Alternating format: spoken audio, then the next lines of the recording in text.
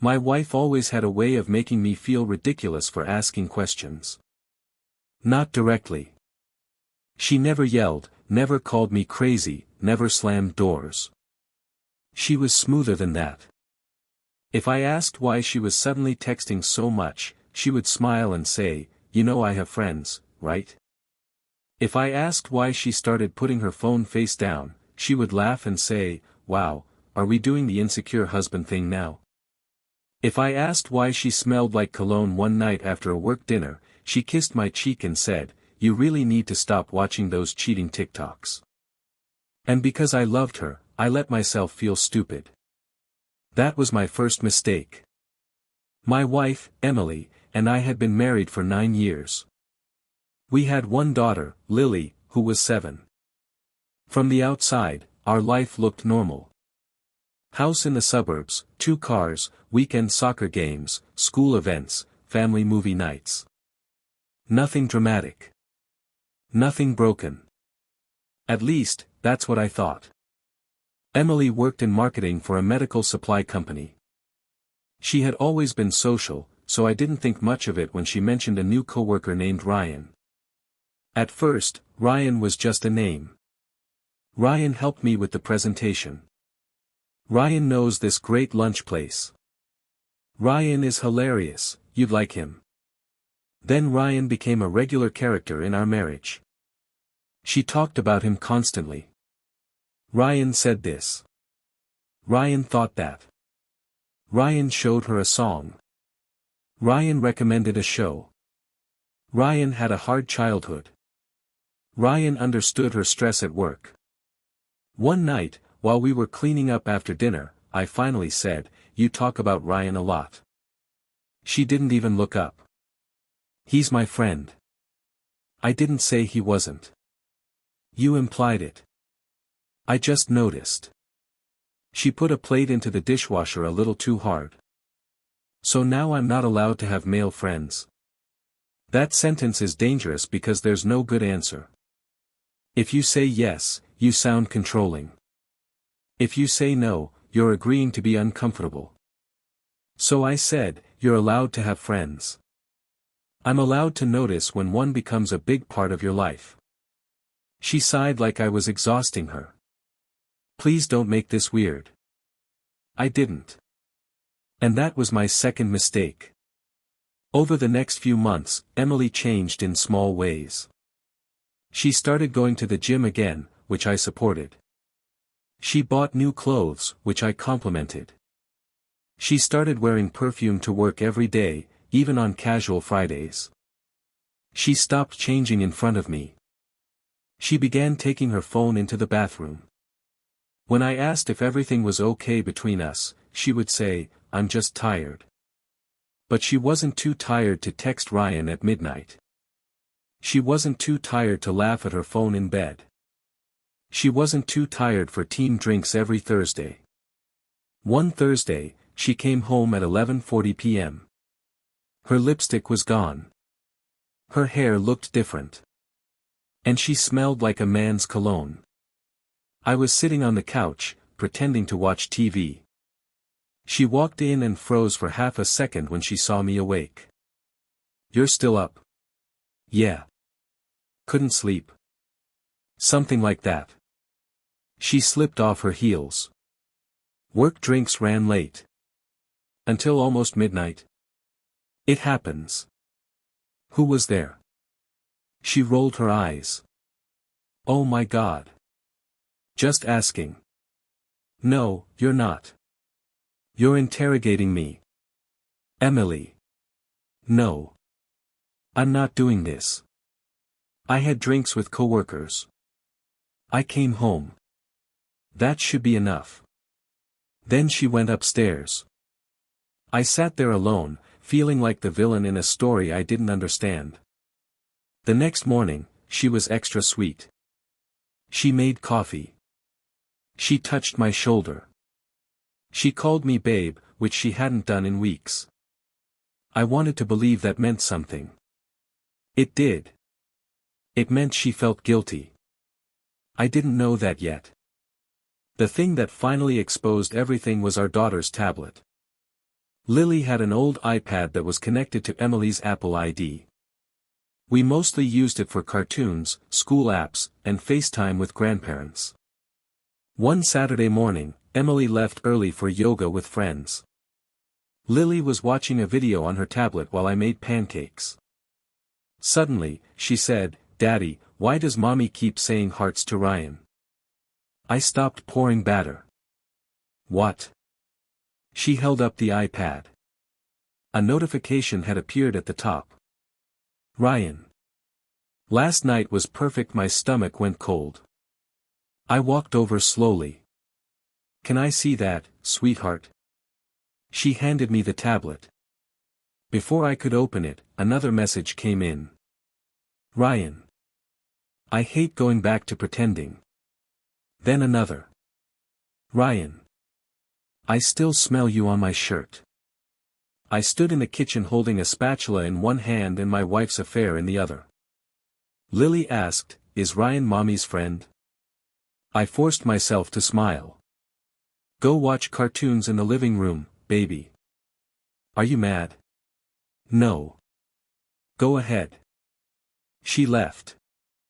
I opened the messages. They were synced. All of them. Months. Months of deleted conversations from Emily's phone that were still showing up on the tablet. At first, my brain refused to understand what I was reading. There were inside jokes. Flirting. Photos. Plans. Complaints about me. She told him I was safe but boring. She told him she felt alive with him. She told him she wished she had met him before she settled. That word nearly made me drop the tablet. Settled. I had worked extra hours so she could take a lower-paying job she actually liked. I had stayed up with Lily when she was sick so Emily could sleep before presentations. I had skipped trips with friends because money was tight. I had chosen our family over myself again and again. And to her, I was the man she settled for.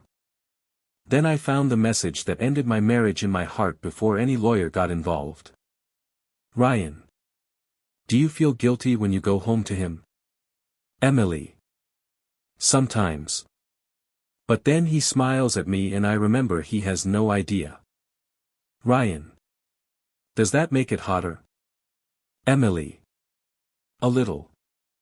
I sat down on the kitchen floor. Not because I wanted to. Because my legs stopped working. People think the worst part of cheating is the sex. It isn't. The worst part is realizing someone looked at your trust and enjoyed how blind you were. I screenshotted everything. Then I sent the screenshots to my email. Then I downloaded the message history. I don't know how I stayed calm. Maybe shock is a gift at first. It freezes the part of you that wants to scream. Emily came home around noon. She walked in carrying a smoothie, wearing sunglasses and the kind of smile people wear when they think their life is under control. "Hey," she said. "How were pancakes?" I looked at her. "Who is Ryan?"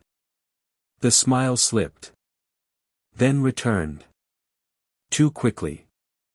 "What? Who is Ryan?" She laughed. "My coworker." "You know that. Is he just your coworker?" Her face hardened. "Are we seriously doing this again?" I placed the iPad on the counter. Her eyes dropped to it. I watched the exact moment she understood. It was almost satisfying. Almost. Her skin went pale. "What is that?" "Lily's tablet." She swallowed. "Why do you have that?" "Because our daughter asked me why Mommy keeps sending hearts to Ryan." Her mouth opened, but nothing came out. I said, "That was an interesting question." So I looked. She whispered, "You invaded my privacy." I actually laughed. It was ugly and short.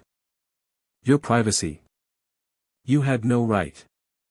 Our 7-year-old saw your boyfriend texting you that last night was perfect." She looked toward the living room, panic flashing across her face. She saw that. That's what you're worried about. Emily started crying then. Not the soft kind. The desperate kind. Please, let me explain. There is nothing to explain. It didn't mean anything. I picked up the tablet. You told him you felt alive with him. I was confused. You told him I was safe and boring. I was venting. You told him you settled for me. She covered her face. I didn't mean it. I scrolled. You told him it was hot that I didn't know. That one silenced her. She sank into a chair. I'm sorry. I stared at her. I had imagined this moment before. Not because I wanted it. Because when your gut keeps screaming, your mind starts rehearsing disasters. I thought I would yell. I thought I would throw something. I thought I would demand every detail. But when the truth was finally in front of me, I felt strangely empty. Like I had been carrying a heavy box for months and someone finally told me it was full of knives. I said, "How long?" She shook her head. Please don't make me, how long? 4 months. I looked back at the messages. That's a lie. She cried harder. 6. I kept looking. Emily. 8, she whispered. 8 months. Almost a year of my wife coming home, kissing our daughter goodnight, getting into bed next to me, and texting another man about how exciting it was to betray me. I asked, "Did you bring him into our house?" No. Her answer came too fast. I opened a photo from the messages. It was a selfie of Ryan in our bedroom mirror. Our bedroom. My side of the bed visible behind him. I turned the tablet toward her. She made a sound I will never forget. Not sadness. Defeat. Like a criminal shown security footage. I nodded slowly. Get out. She stood up. No. Please. We need to talk. Get out before Lily hears this. You can't kick me out of our house. You brought him into our bedroom. I made a mistake. I stepped closer. No.